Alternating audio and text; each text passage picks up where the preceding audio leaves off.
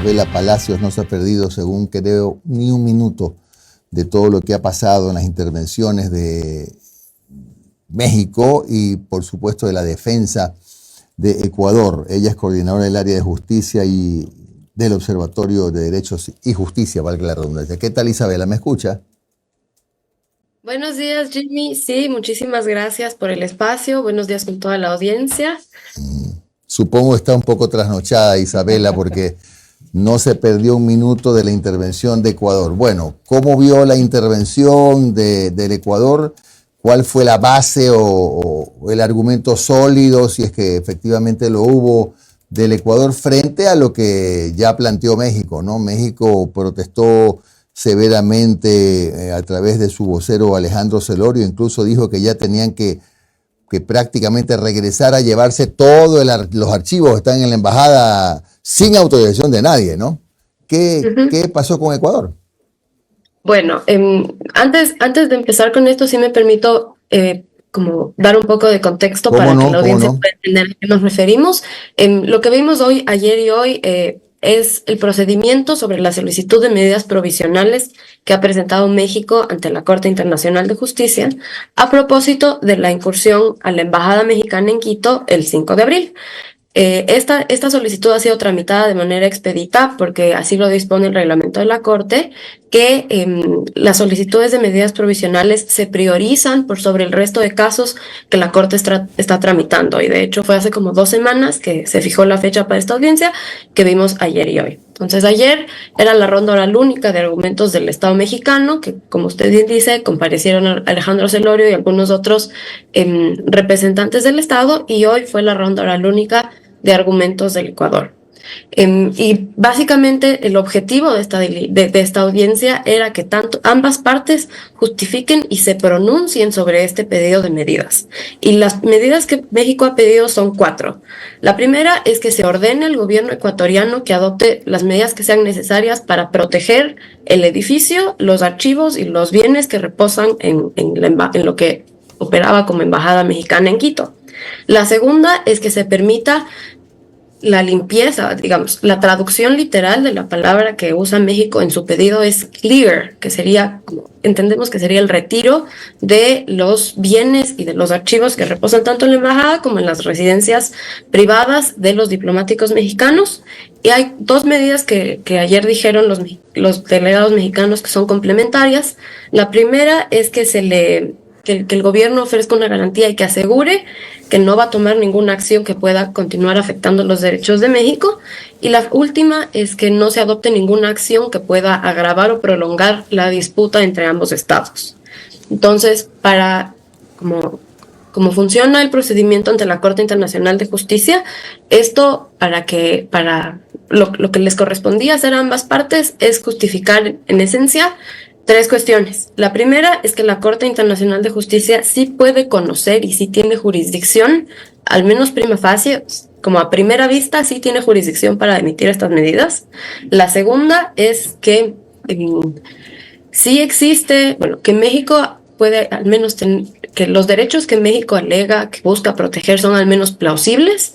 Y lo último es que existe una situación de amenaza real e inminente para estos derechos. Entonces, lógicamente, las intervenciones de México, pues, apuntan a establecer que sí, efectivamente, la Corte Internacional puede conocer este caso, que además México tiene los derechos que alega tener, y finalmente que sí hay una situación de riesgo, porque básicamente la lógica de los representantes es que si Ecuador ya incursionó una vez en la embajada, no hay garantías de que no lo vuelva a hacer, ¿ya? Claro. Y esta base se pronunciaron en esta madrugada los representantes de Ecuador, y me parece a mí que sí elevaron algunos argumentos, objeciones importantes, primero en torno a la existencia de la jurisdicción, que es como sin eso no se puede pasar al siguiente paso.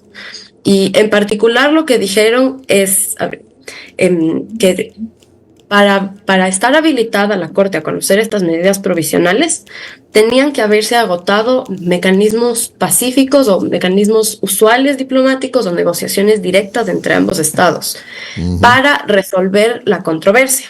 ¿ya? Y México dice que sí lo hizo, pero se refiere a las negociaciones que se entablaron para el asilo de Jorge Glass.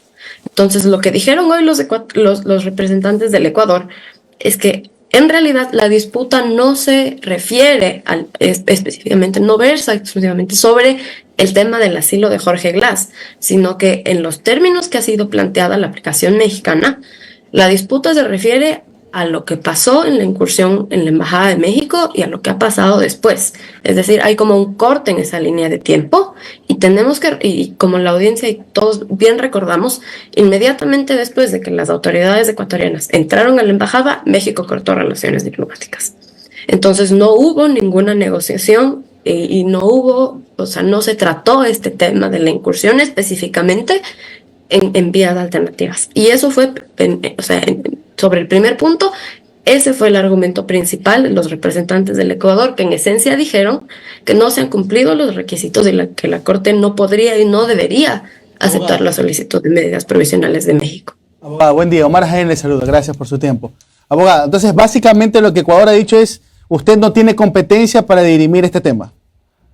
Sí, o sea, sí, en esencia eso sería lo que el Ecuador dijo, es que la Corte no tiene la jurisdicción prima facie, no se cumple el requisito, el primer requisito esencial para que la Corte pueda. Y digamos, si la Corte eventualmente acepta esta tesis de que como no se agotaron no se negoció, digamos, las pretensiones de reparación que tiene México o unas posibles disculpas por parte del Ecuador, este tema específico de la incursión a la embajada no se trató antes, no podría tratarse directamente ante la Corte Internacional de Justicia en un pedido de medidas provisionales.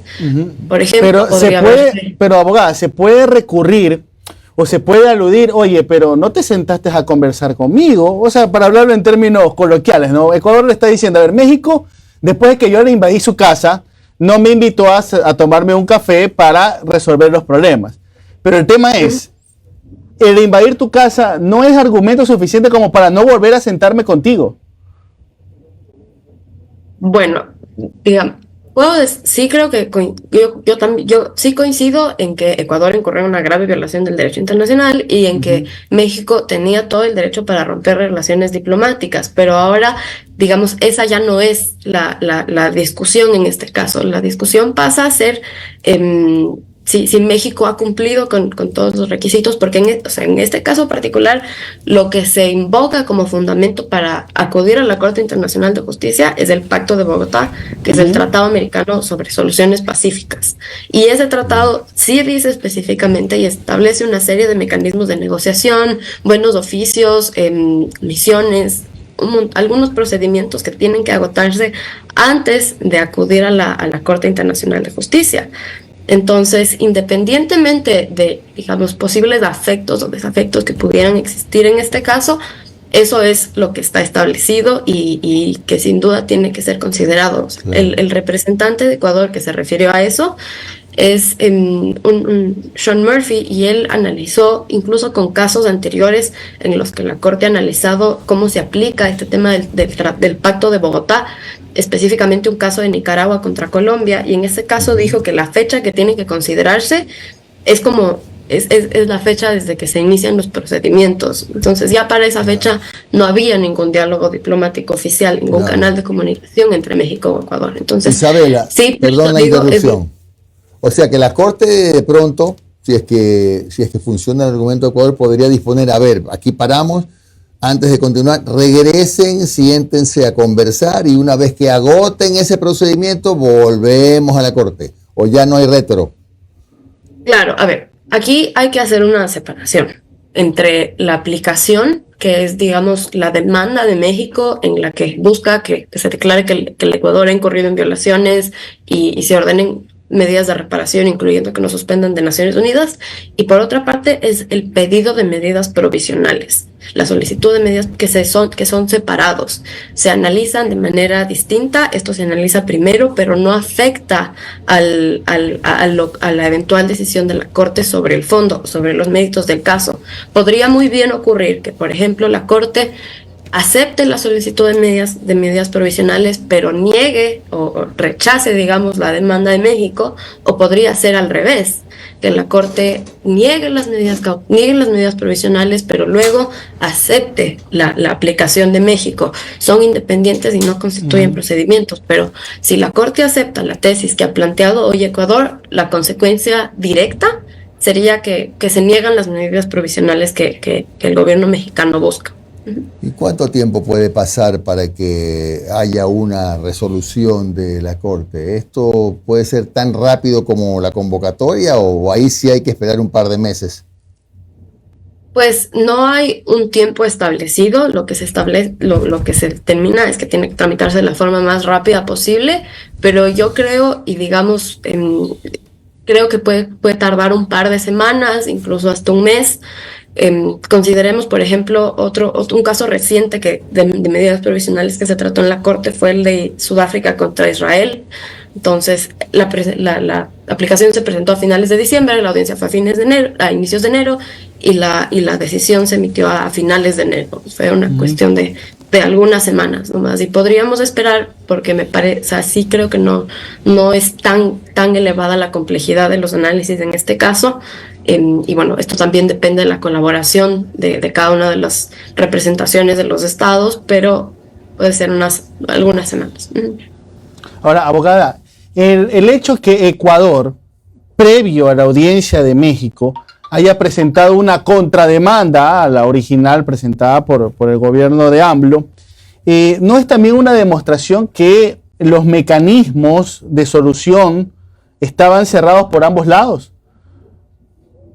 Aquí es una excelente pregunta, y aquí, digamos, hay que hilar un poquito más fino, porque la demanda de México, en la demanda de México se dice que la disputa inicia alrededor de la incursión a la embajada en el 5 de abril. Pero a diferencia de eso, lo que hace Ecuador en su aplicación es decir que la disputa se refiere al otorgamiento del asilo diplomático y al uso indebido de las instalaciones de una misión diplomática y a la interferencia, a las intromisiones en asuntos internos, que estos sí, fueron previos a la incursión a la embajada, y para eso sí, digamos, para el asilo diplomático de Glass, incluso nuestras autoridades lo confirmaron. Sí hubo negociaciones y sí se agotaron los mecanismos diplomáticos usuales. Entonces sí podría ser un poco distinto el análisis, como volviendo a recordar nuevamente que después de la incursión a la embajada se rompieron las relaciones diplomáticas y ya no hubo contacto alguno. Lo siguiente que pasó fue la sesión del Consejo Permanente de la OEA, y el Consejo Permanente de la OEA también adoptó una resolución en la que conminaba a México y Ecuador a que adopten mecanismos pacíficos y negocien y resuelvan de una manera amistosa la controversia. Y un día después de esta resolución, México acude ante la Corte Internacional en La Haya. Entonces, claro, digamos, depende mucho de cuál es la tesis que adopte la Corte, claro. pero sí sería distinto. ¿Y cree que también no ha abonado, a favor de México, digo, el hecho de los comentarios después del hecho? Por ejemplo, ayer creo que en la propia audiencia el representante mexicano citó las declaraciones del presidente Noboa. ¿Se acuerda cuando dijo que cómo va a solucionar este problema? Los voy a invitar a unos tacos, ¿no? Hablando con sorna. Y también las declaraciones de la canciller Sommerfeld, que en ningún momento, y ella lo dijo, en ningún momento el pedir disculpas está sobre la mesa. Es decir, Ecuador desde un principio y de manera pública, sus mayores representantes en este tema, tanto el presidente como la canciller, negaron responsabilidad y no demostraban ningún acto o por lo menos la intención de disculparse por la invasión de una embajada. Sí, efectivamente, como usted menciona, de hecho eso lo dijeron, y ayer citaron justo esas declaraciones los representantes mexicanos, en especial como para justificar que sí existe un riesgo. O sea, en esta lógica de si ya Ecuador se metió una vez a la embajada, que nos garantiza que no lo vuelva a hacer. Ahora, lo que hicieron a su vez los representantes del Ecuador es decir, la intromisión a la embajada fue una circunstancia de extrema excepcionalidad y solo lo hicimos porque con el objetivo de capturar a Jorge Glass y evitar la impunidad en actos de corrupción. Y como ya Glass no está en la embajada y ya no subsiste esta circunstancia, no hay interés alguno, y de hecho el el representante de Ecuador sí dijo, bueno, el abogado de Ecuador sí dijo que sí citó las declaraciones del presidente Noboa en la que manifestaba su disposición de dialogar con Andrés Manuel López Obrador, pero además, digamos, esta información es información que no se conocía. Mencionaron que como algunos días el 9 de abril, 4 días después de la incursión en la embajada, el Ecuador sí envió una comunicación directa a las autoridades de México y ahí les dijo que iban a brindar todas las seguridades y las facilidades y a respetar sus obligaciones en materia de derecho diplomático con respecto al personal que seguía aquí y a las instalaciones y propiedades de lo que operaba como embajada en Quito.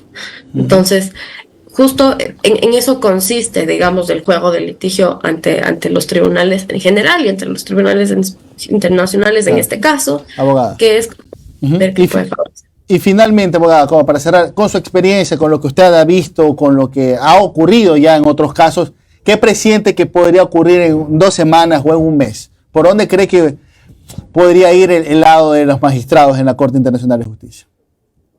Bueno, la verdad, me parece un poco arriesgado aventurarme a especular cuál podría ser la decisión de la Corte Internacional, porque la Corte Internacional es difícilmente predecible en algunos casos. Recordamos que son 15 jueces de nacionalidades diferentes y que ahorita hay un juez ad hoc que ha sido puesto, entonces son 16 criterios que tienen que confluir. Creo que sin duda alguna en algún punto de este procedimiento sí se llamará la atención con respecto a que el principio de inviolabilidad diplomática tiene que ser respetado en todos los casos, pero sobre la solicitud, o sea, y de hecho también me parece que podría ser bastante verosímil la tesis que presentaron hoy los abogados ecuatorianos en el sentido de que si ya, como ya no se metieron y además han intentado brindar las seguridades a las autoridades mexicanas de que no lo van a volver a hacer y además no hay jurisdicción en la Corte, sí podría haber espacio para que se niegue la solicitud de medidas provisionales de México. Bueno, gracias a Isabela Palacios, coordinadora del área de justicia del Observatorio de Derechos y Justicia. Un buen día, Isabela, muy amable. Muchas gracias a ustedes, buen día. Bueno.